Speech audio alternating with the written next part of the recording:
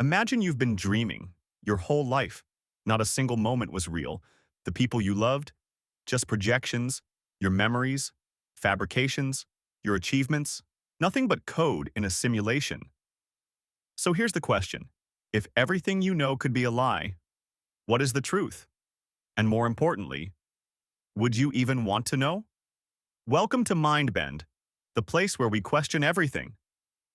Every week we dissect ideas that challenge what it means to exist. Today's thought experiment: what if life is an illusion? And no, this isn't just some Matrix-level sci-fi.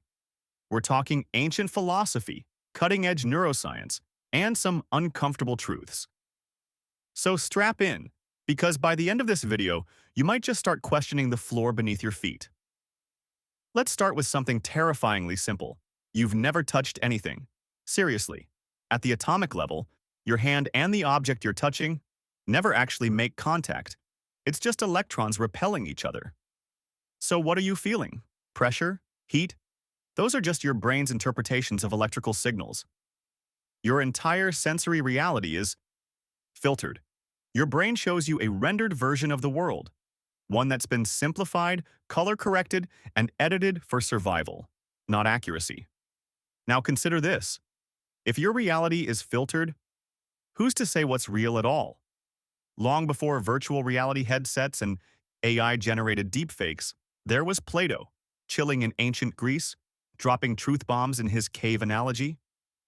In his thought experiment, prisoners are chained in a cave, watching shadows on a wall. That's all they've ever known. To them, the shadows are reality. But if one escapes and sees the real world, the sunlight would blind him. He'd be confused. He might even want to return to the comfortable lie. Now replace cave with social media, shadows with your feed, and ask yourself, are you really awake? Here's a creepy classic, the brain in a jar. Imagine your brain is floating in a tank, hooked up to wires that feed it signals, perfectly simulating reality. How would you know? You wouldn't. Everything could be fake. Your parents, your memories, your job, this video, even the confusion you feel right now, programmed. This isn't just sci-fi. Philosophers like Descartes and modern scientists have seriously debated this. Some even say there's a non-zero chance we live in a simulation. If that's true, who built it? Why? Let's talk about the control center, your brain. You don't experience the world. You experience your brain's interpretation of it.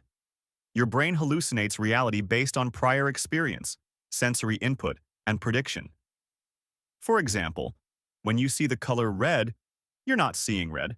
You're interpreting wavelengths. The experience of redness is something your brain invented. Same goes for sound, taste, even time. Time doesn't flow. You just think it does. In other words, you're not living life. You're watching your brain's version of it.